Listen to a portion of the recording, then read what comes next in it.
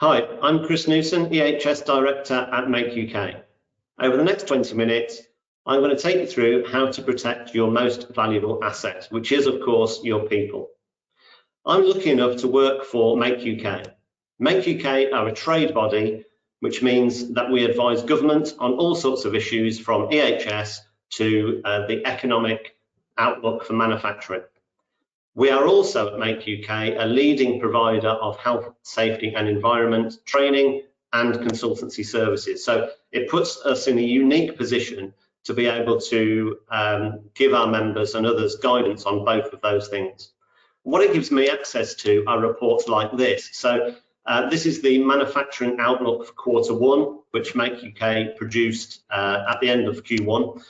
And I don't know if you've read it, but if you haven't, I'm going to give you a quick summary of it. So it talked about the outlook for UK manufacturing.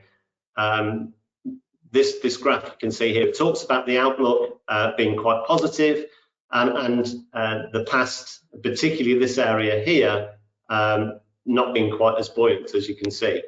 Now, what's interesting here is if you look at the dates, you can easily imagine what happened here. So this is 2020, when we were all affected significantly by the COVID pandemic. So demand was very negative, so order books very negative there. And this huge increase here was like the pent-up demand after COVID. What's happened since then is things have returned to a bit of normality, like this sort of trend always is. It goes up and down, but generally positive. Now, the outlook going forward, and this report was at the end of Q1, so this end bit here is a forecast, and it's incredibly positive. The problem with that is it's a forecast. So historically, economic forecasts, certainly in the manufacturing sector, have been overly positive. So that may be what's happening there. What we can definitely say is that the outlook, the economic outlook for UK manufacturing since the COVID pent-up demand that I mentioned there has been, let's say, up and down. The other thing that this report tells us is that where companies have been successful, because we identify companies that have been successful and companies that haven't in terms of economic performance, those companies that have been really successful are companies that are renowned for innovation. Now, when I read this report, I thought, well, that seems like it makes sense, but how do we really measure innovation, and what does that mean? So we all know what innovation means, but how do you measure it? So I did a bit of research, and I came across the Forbes report into what makes an innovative organization, and in fact, who are the top 100 most innovative organizations. And you might have heard of these two organizations here. So the first one's Workday, and the second one is Tesla. So they're very different organizations, but they are two of the top 4 innovative companies. And you might have the same question as I did. How do you measure innovation? So Forbes magazine came up with what they called an innovation index. So we won't go into that today. The report is available online if you want to read further into it. But if you just look at these numbers, so if you look at Workday, if you're not familiar with Workday, it's a HR resourcing tool that many organizations use. Now, Forbes magazine gave them an 89% innovation index. Also, they reported in a 12-month period a sales growth of 39%. If you look at Tesla, Forbes magazine gave them an innovation index of 78%. Two really high numbers, as I said, 2 of the top 4 in terms of innovation. The economic performance for Tesla over a 12-month period, and these things are measured in the same time period here, was 68%. In other words, innovation leads to economic growth and good performance. So, you may not be surprised by that. You may also be thinking, what's it got to do with environmental health and safety? But I'll get to that. So the other thing that the report said, and this is where it gets really interesting, is what were winners doing? What were people or companies that were very successful and very good at innovating? What were they doing? So there were three things. So first of all, they made innovation a priority. So there's lots of evidence in this report that says that when people started at either of those companies, it was made crystal clear to them in different ways that innovation was a priority, and not only a priority, but a responsibility of everyone that worked there, from whatever level in the company you might be. So it's made part of your job, it's made a priority. Both companies were renowned for committing investment into innovation. So this means that they got the ideas from people, they took calculated risks about which innovative ideas they would take forward. So, they actually listened to their employees and did something about their good ideas. And finally, the third piece here is they transformed the investment into results. So they put investment into it, so they listened to people's ideas, they took calculated risks about making them reality, and then they actually made them into positive results. They made them work. And the really important thing, in my opinion, is this was a cycle. So if you came up with an idea, an innovative idea in this company, they would invest in you, they would invest in the idea, as I said, in a calculated way. And then the results would be fed back, not only to you, but to the rest of the organization. So in other words, put it very simply, listening to people, encouraging people to come up with ideas, listening to them, and then putting their ideas into action. Now, if you're anything to do with EHS, this should be second nature to you, because this is the sort of model that we employ on something like a near miss initiative or an accident reporting initiative. In other words, we listen to people, we do something about what they say, and we close the loop and we feed it back. So going back to the point here, companies that are economically successful are companies that innovate, and all of those companies follow this sort of model. Now, something about the report which I haven't mentioned, it doesn't mention health and safety at all. It's nothing to do with environmental health and safety issues. It's about innovation, but I think the two go hand in hand. So if we're going to encourage people to innovate and listen to their ideas and do something about it, what we're actually doing there is making the most of our people. We're motivating them, we're listening to what they say, we're doing something about it. And if we move that over into the EHS space, that is something that's referred to as human capital, so the value of your people. Now, the model I'm showing here, you might have seen it before if you're an EHS professional, and this is Maslow's hierarchy of needs, was invented back in the the 1930s, very, very early on, a long time ago.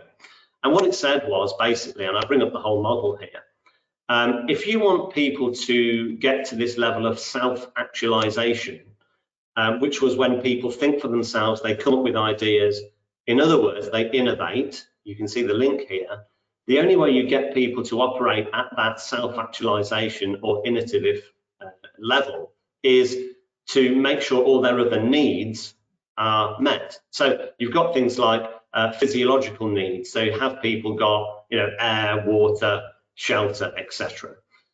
You've then got their safety needs. So do they feel looked after? Not we're talking at a very basic level. So do you get the right equipment to do the job? Do you get the safety equipment you need as well?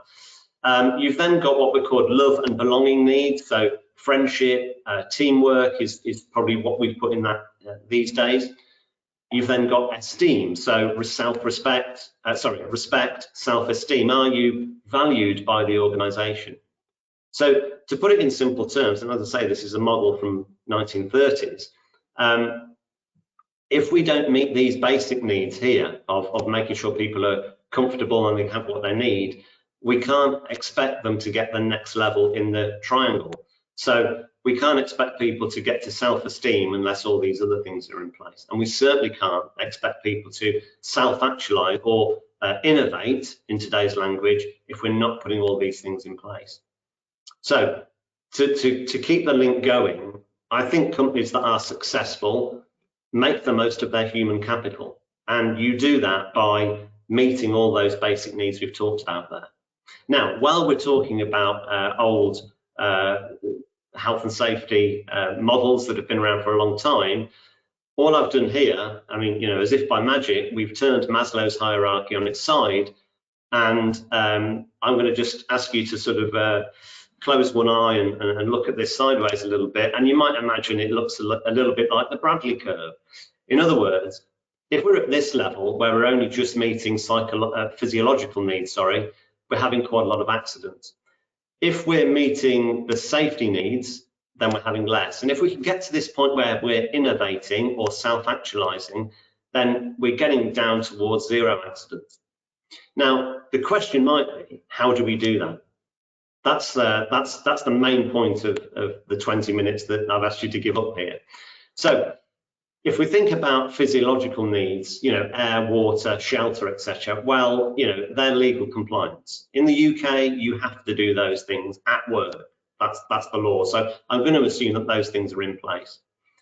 We've then got safety needs. So now, rather than just general legal employment law compliance, we're on health and safety law. So the Health and Safety at Work Act asks you to do those things to keep people safe, to look after them. If we move along to love and belonging needs, I think that's about having a caring organisational culture, so that people at all levels, not just senior managers, are actually genuinely caring about people. They're asking the right questions, and they're doing something with the answers to those questions. Does everyone feel safe? Is everyone happy? And then you're doing something with those answers. So that's a caring organisational culture. We move into the esteem level, or we meet the esteem needs by reward and recognition. Well, that's certainly one way to do it, in my opinion. So we identify people that are achieving at the level we ask them to, and we reward them. And not only do we reward them, but we recognise them. We tell other people about their achievements, and we make sure they feel valued. And at that point, then you can get to self-actualization, where you start to really make the most of your human capital and get people involved in initiatives. And what we're talking about here is EHS, but really, we're talking about organisational culture here. And if you want people to come up with ideas, if you want people to innovate, you need to be at that level. And one of the things you need to do after you've met all these other needs here is understand human behaviour. Now, I'm going to finish off with this point, and this is how you develop a culture of self-actualization. Now, this model is called many different things, has been called many different things over the years.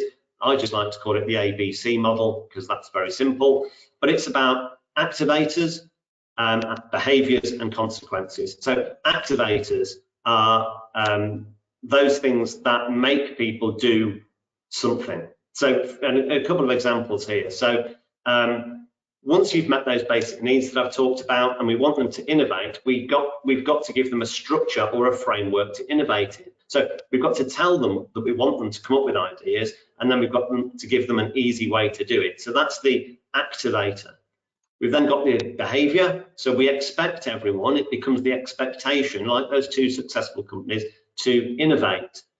And most importantly, the people that we want to innovate and come up with ideas are leaders. Now, not because their ideas are the most important, but because they then lead by example and they get other people doing what they're doing.